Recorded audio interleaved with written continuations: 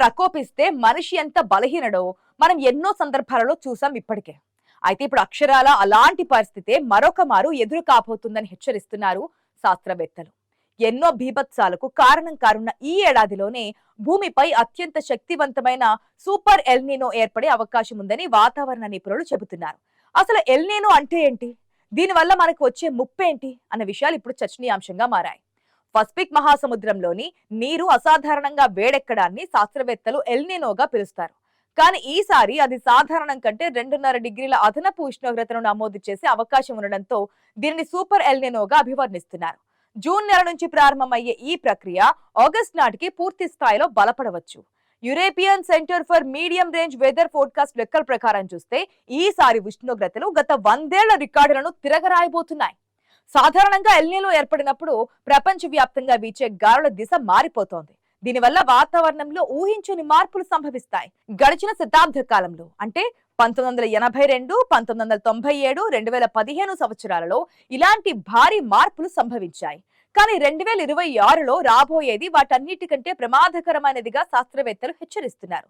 June నుంచి August మధ్య మొదలయ్యే ఎల్నినో ప్రభావం ఏడాది చివరి వరకు కొనసాగనుందని అంచనా వేస్తున్నారు. ఇది కేవలం ఏదో ఒక దేశానికో ప్రాంతానికో పరిమితం కాదు. ప్రపంచ వ్యాప్తంగా ఉష్ణోగ్రతలు పెరుగుతాయి. దీనివల్ల మంచు పర్వతాలు కరగడం నుంచి సముద్ర మట్టాలు పెరగడం వరకు అన్ని ఒక గొలుసు కట్టు ప్రక్రియలా జరిగిపోతూ ఉంటాయి. ఎండలు మండిపోవడం వల్ల ప్రజల ఆరోగ్యంపై కూడా తీవ్ర ప్రభావం పడే అవకాశం ఉంది. ఈ సూపర్ ఎల్నినో ప్రపంచపు జీవన శైలిని, ఆర్థిక వ్యవస్థను కూడా తీవ్రంగా దెబ్బతీయనుంది. ఇప్పటికే పెరుగుతున్న గ్లోబల్ వార్మింగ్ కు ఈ ఎల్నినో ఎఫెక్ట్ కు తోడైతే పరిస్థితి దారుణంగా మారిపోతుంది. సముద్రాల మీద ఉపరితల ఉష్ణోగ్రతలు పెరగడం వల్ల వర్షపాతంలో భారీ మార్పులు వస్తాయి. ఒక రకంగా చెప్పాలంటే ఇది ప్రపంచ వాతావరణ చక్రానికి బ్రేక్ వేయబోతోంది. అందుకే శాస్త్రవేత్తలు దీనిని 100 ఏళ్లలోనే అత్యంత శక్తివంతమైనదిగా భావిస్తున్నారు. అప్రమత్తంగా లేకపోతే ఈ ముప్పు మానవాళిని కోలుకోలని దెబ్బతీసే అవకాశం ఉంది.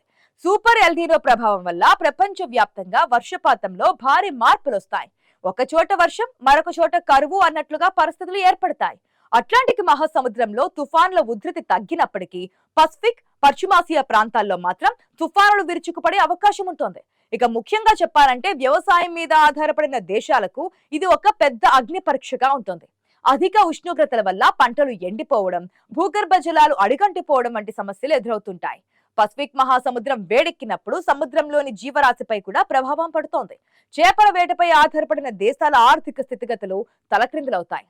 శాస్త్రవేత్తల అంచనా ప్రకారం చూస్తే ఆగస్టులో సూపర్ ఎల్నినో ఏర్పడే అవకాశం 22% ఉంటే స్ట్రాంగ్ ఎల్నినో ఏర్పడడానికి ఏకంగా 80% అవకాశాలున్నాయి.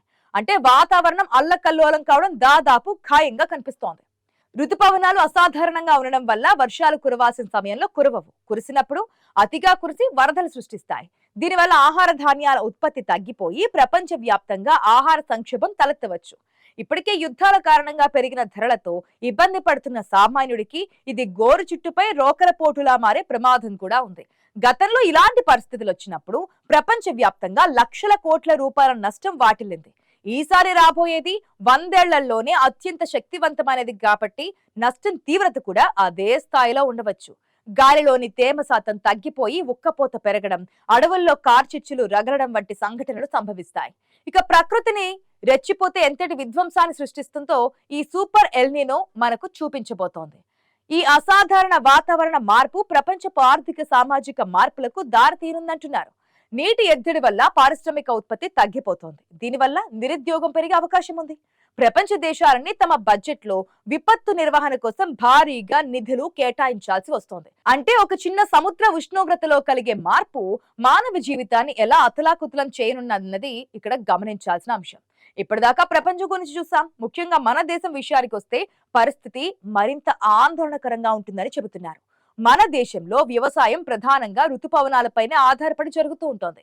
సూపర్ ఎల్నినో వల్ల వర్షపాతం గణనీయంగా తగ్గిపోతే సెంట్రల్ ఇండియా, నార్త్ ఇండియాలో తీవ్రమైన కరువు సంభవించే అవకాశాలున్నాయి. రాజస్థాన్, మధ్యప్రదేశ్, ఉత్తరప్రదేశ్ వంటి రాష్ట్రాల్లో ఎండల తీవ్రత పెరిగి పంటలు దెబ్బతినే అవకాశం ఉంది. కేవలం భారత్ మాత్రమే కాదు, మధ్య ఆఫ్రికా, ఆస్ట్రేలియా, ఇండోనేషియా, ఫిలిప్పీన్స్ వంటి దేశాలు కూడా ఈ కరువు కోరల్లో చిక్కుకునేలా కనిపిస్తున్నాయి. అటు దక్షిణ పసిఫిక్ దేశాలు, బ్రెజిల్ వంటి ప్రాంతాల్లో కూడా వర్షాలు లేక భూములు నెర్రలు బారే ప్రమాదం ఉంది. కాలం కలిసి రాకపోతే తాడే పామై కరుస్తుంది అన్నట్లుగా ఎల్నినో ప్రభావం వల్ల నదుల్లో నీరు ఎండిపోయి తాగునీటి ఎద్దడి తలెత్తవచ్చు. పట్టణ ప్రాంతాల్లో ఏసీల వాడకం పెరిగి విద్యుత్ డిమాండ్ ఆకాశాన్ని తాకుతోంది. గ్రామీణ ప్రాంతాల్లో పశుగ్రాసం దొరకక పాడి రైతులు ఇబ్బందులు పడతారు. మన ఋతుపవన వ్యవస్థను ఈ ఎల్నినో పూర్తిగా గందరగోళానికి గురి చేస్తోంది. సకాలంలో వర్షాలు పడకపోతే రైతులు విత్తనాలు వేయడానికి భయపడతారు. ఇది మార్కెట్లో నిత్యావసర వస్తువుల ధరలు పెరగడానికి దారితీస్తోంది. గత 100 ఏళ్లలో ఎన్నడూ లేని విధంగా ఉష్ణోగ్రతలు 50 డిగ్రీల మార్కును దాటినా ఆశ్చర్యపోవాల్సిన అవసరం లేదు. ఈ వేడిగాలుల ప్రభావం వల్ల వడదెబ్బ మరణాలు పెరిగే ముప్పు కూడా పొంచి ఉంది. శాస్త్రవేత్తలు ఇన్ని హెచ్చరికలు చేస్తున్నారంటే మనం ఎంతటి విపత్తును ఎదుర్కోబోతున్నామో అర్థం చేసుకోవచ్చు. ఇది కేవలం వాతావరణ మార్పు మాత్రమే కాదు, ఒక సామాజిక మరియు ఆర్థిక విపత్తుగా మారబోతోంది. మన దేశ జీడిపిలో వ్యవసాయం కీలక పాత్ర పోషిస్తోంది. కాబట్టి పంటలు పండకపోతే దేశ ఆర్థిక వ్యవస్థ కుంటుపడుతోంది. కరువు కాలంలో ప్రజల కొనుగోలు శక్తి తగ్గుతోంది. ఇది అన్ని రంగాల మీద ప్రభావం చూపుతోంది. అందుకే సూపర్ ఎల్నినో అనేది మన దేశానికి ఒక అగ్ని పరీక్ష లాంటిది. ప్రకృతి ఇచ్చే ఈ హెచ్చరికను ప్రభుత్వాలు సీరియస్ గా తీసుకోవాలి. వాతావరణ నమూనాలన్నీ ప్రస్తుతం ఒకే దిశగా సంకేతాలు ఇస్తున్నాయి. సూపర్ ఎల్నినో ముంచుకొస్తున్న వేళ పాలకులు అప్రమత్తంగా ఉండడం అత్యవసరమని చెప్పొచ్చు.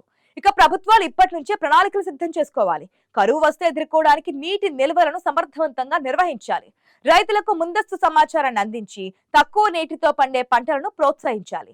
విద్యుత్ సంక్షోభం రాకుండా ప్రత్యామ్నాయ మార్గాలను అన్వేషించాలి. ఈ విపత్తును ఎదుర్కోవడానికి మన దేశమే కాదు, ప్రపంచ దేశాలన్నీ ఏకం కావాలి.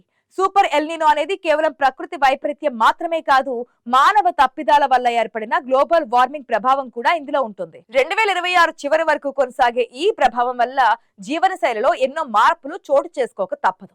జూన్ నుంచి ఆగస్టు మధ్య కాలం చాలా కీలకమైనది. అప్పటి వరకు చేసే ఏర్పాట్లే భవిష్యత్తులో కాపాడుతాయి.